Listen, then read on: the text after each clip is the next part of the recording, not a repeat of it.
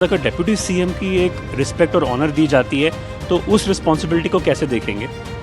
Bharatiya Janata party में सब एक साधारण कार्यकर्ता को भी बड़ी जिम्मेदारी दे करके बिठाते हैं तो निभाते हैं, और अगर ऐसी जिम्मेदारी मिलेगी तो जरूर निभाएंगे।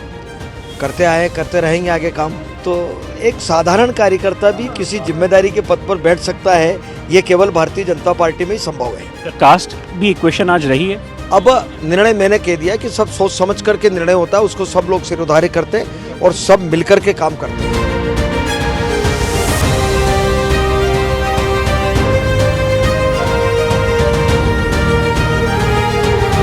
आपको सर बड़ा मुबारक हो। ये पहली बार ऐसा हुआ कि थावरचंद गहलोत के बाद में प्राइम मिनिस्टर ने आप पे एक बड़ा कॉन्फिडेंस जताया है। दिल्ली की नेशनल मीडिया बड़ी हैरान रह गई जब इतने सारे लोगों का नाम अनाउंस हुआ। तो कितना आज आपको गर्व महसूस होता है कि प्रधानमंत्री और अमित शाह और जेपी नड्डा ने जो आपको एक जिम्मेदारी दी है? अभी मेरे पास कोई अधिकृत वैसे जानकारी आई नहीं है, लेकिन अभी विधायक दल के नेता के रूप में श्री मोहन यादव जी चुने गए हैं। बधाई और शुभकामनाएं मेरी ओर से, और अभी जब अधिकृत कुछ होगी तो बात करेंगे। बट दिल्ली में कहा जाता है, बीजेपी में भी कहा जाता है कि जितना आपका एक कद है, उमा भारती से लेकर शिवराज सिंह चौहान से इतने बड़े बड़े पोर्टफोलियो लिए, होम, इरिगेशन, फाइनेंस, उसके बाद अगर डिप्टी सीएम की एक रिस्पेक्ट और ऑनर दी जाती है तो उस रिस्पॉन्सिबिलिटी को कैसे देखेंगे? भारतीय जनता पार्टी में सब एक साधारण कार्यकर्ता को भी बड़ी जिम्मेदारी दे करके बिठाते हैं तो निभाते हैं, और अगर ऐसी जिम्मेदारी मिलेगी तो जरूर निभाएंगे। करते आए करते रहेंगे आगे काम। लोगों को बाकी शायद उम्मीदवार लग रहे थे, लेकिन भाजपा ये एक सरप्राइज देती है, और ये प्राइम मिनिस्टर का ये कल्चर है कि नहीं बताया जाता पहले भी। आपको तो पता है कि पूरे देश में इस प्रकार के निर्णय कोई एक जगह नहीं है। राष्ट्रीय स्तर पर भी निर्णय हुए हैं, राष्ट्रपति के पद पर भी ऐसे ही बिठाए, प्रधानमंत्री के पद पर भी बिठाए, गवर्नर बनाए।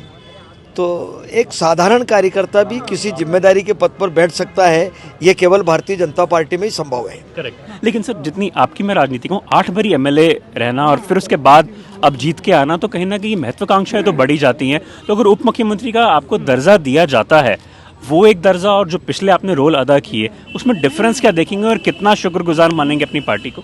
मैं पार्टी का बहुत हृदय से आभारी हूँ। जब भी जिम्मेदारी दी है मैंने पूरी कोशिश की है, निभाने का प्रयास किया है, और एक कार्यकर्ता की हैसियत से ही काम करते हैं। जिम्मेदारी निभाना अलग बात है, लेकिन एक कार्यकर्ता बनकर के ही काम करना ये और एक अलग बात है। सर, दिल्ली में हम लोगों ने आपका करियर भी देखा, ज्योतिरादित्य सिंधिया जी का भी देखा, विष्णुदेव शर्मा जी का भी देखा, और अगर मैं कहूँ तो प्रहलाद पटेल और शिवराज सिंह चौहान का भी देखा।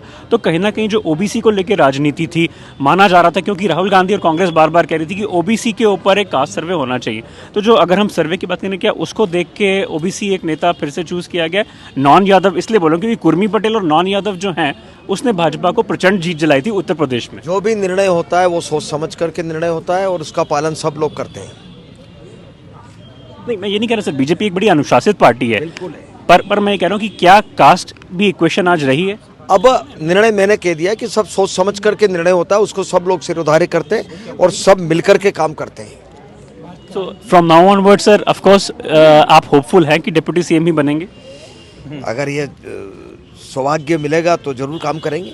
पार्टी ने भी कन्वे नहीं किया? अभी कोई कन्वे नहीं किया। So that was Jagdish Devara speaking to us here at his residence, and he still looks confident that probably he may go on to become the Deputy Chief Minister, considering that the party has almost hinted at his role in the future as well.